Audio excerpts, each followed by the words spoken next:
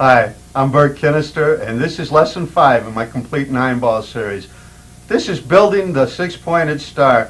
These are the components that you're going to have to know if you're going to use the six-pointed star properly.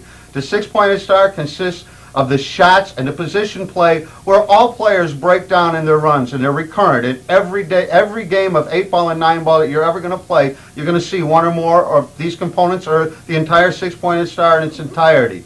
So pay real close attention to this and learn it the way I tell you. Do what I tell you here. This is from years of teaching people in the studio, and learning the components first rather than just jumping into the star really makes it go faster.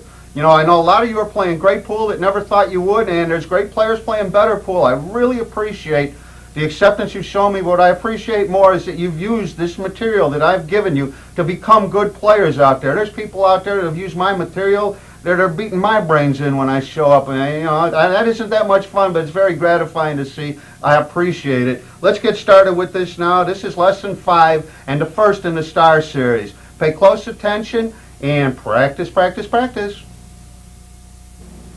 Hi, I'm Bert Kinnister, and what you're looking at is the six-pointed star pattern.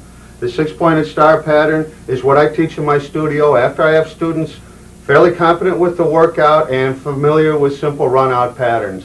The six-pointed star pattern consists of the shots where most professionals, top amateurs, and regular amateurs alike, their runs break down. What the six-pointed star pattern is going to do, it's going to teach you to get from one end of the table to the other end of the table, from one side of the table up to another end of the table, back down to another end of the table. I've had a lot of success turning a lot of people into good 9-ball players with this. If you do what I tell you to do and you study, and I know there's people out there, some of the best players in the country are my students now, that are going to take this seriously. To use this, we're going to build this up in component parts. Don't try to just put it up here and think you're going to take a shortcut and put these balls like this and start trying to run them out. Be competent with the components before you start trying to use this entire pattern. If you work at it correctly and use the components correctly, you will eventually be able to do what is, you've heard people say, they put the cue ball on a string. And what I believe this analogy is an analogy from their memories to what it feels like to use a yo-yo. Many of you have used yo-yos when you were kids. When you go to use a yo-yo real well and you can throw it and you feel powerful with the yo-yo. You remember how flimsy you felt at first and how weak? Then as you got better and you knew what you were doing, the eye-hand-brain agreement started to work. You had a yo-yo on a string that you controlled. When you're doing this correctly, the same type of feeling happens in your hands, in your mind, in your eyes. It feels like you've got this cue ball on a string. Now we're going to start with the first component of the six-pointed star. We're going to put these 3 balls down. I want to talk just a quick second to those of you that don't automatically realize when we talk about a 90-degree angle, we're talking about an angle from this rail and then straight over the line my cue stick makes is a 90-degree angle. You're going to hear me talking about 45-degree angles, 22.5-degree angles, which is half of 45 and less. So what this is right here is the cue ball is on a 45-degree angle to the 1 ball. If we cut that in half, we've got a 22.5-degree angle with the 1 ball. When we start getting under 22 degrees down to about 10 degrees, which is here, from 10 degrees up to 45 degrees, on any shot on this table, you should be able to get the cue ball to go any other place on the table. That's the emphasis of what we're going to be teaching here. When you start to get under 10 degrees, it gets more and more difficult, and when you start to go past 45 degrees, you cut off a lot of angles. So there's a range in here from about 45 to, maybe 15, 17.5 degrees where you should be able to get anywhere on the table. I prefer to try and get on about a 22.5 degree line to get the cue ball anywhere that you want it to go. Now we're going to start with this. The first component of this is to be able to run these 3 balls in all of their configurations. That other six-pointed star, there's 180 different configurations, many mirror images of the other, but we will deal with all the problems that can possibly come up.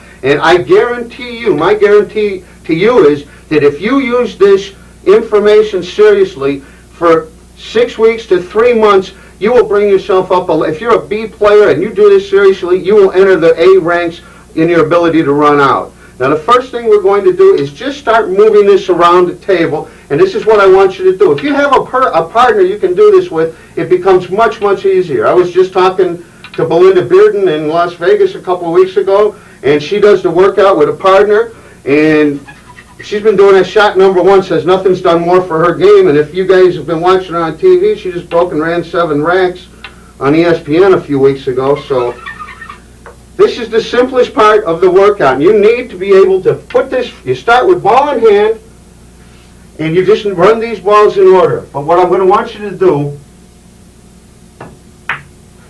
now you see here I am on about a 22.5-degree angle. A little less on this one. 22.5 degrees is ideal. Make sure the balls are on the rail.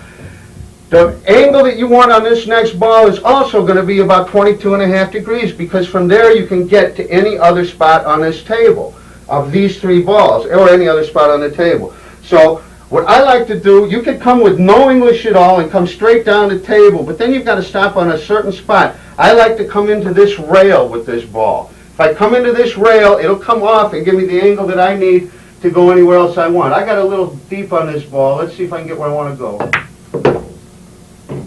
Okay.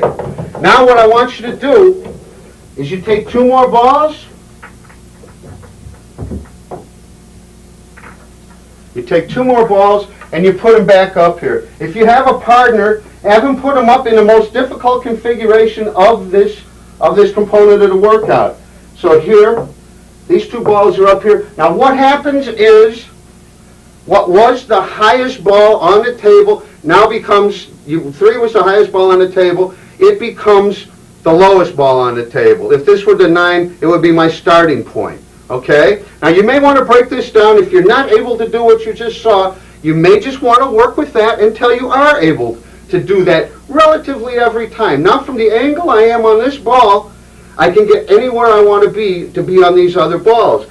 Now I know that my next ball is going to be straight in the course, so I can get rather straight on this because I don't need to come cross table. Now the way to do that is just a little bit of low English. You don't want any left, you don't want any right, you're just trying to come over here. Maybe a little bit past the side pocket. You've got to remember, unless there are balls intervening, if you try to come straight cross table, sometimes you're not, and the bigger tables, you're not going to be able to reach the shot comfortably. So you want to be down in this range.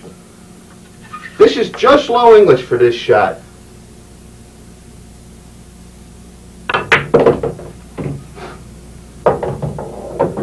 See, I did get past the side pocket. I come pretty close to it. You know, we've talked about that on other tapes, how to avoid those scratches. But I wanted to be fairly straight in here. I'm a little straighter in than I want to be, but we shoot this ball in. And there we are with the same angle to continue our run. 2 more balls come up. We put these balls down.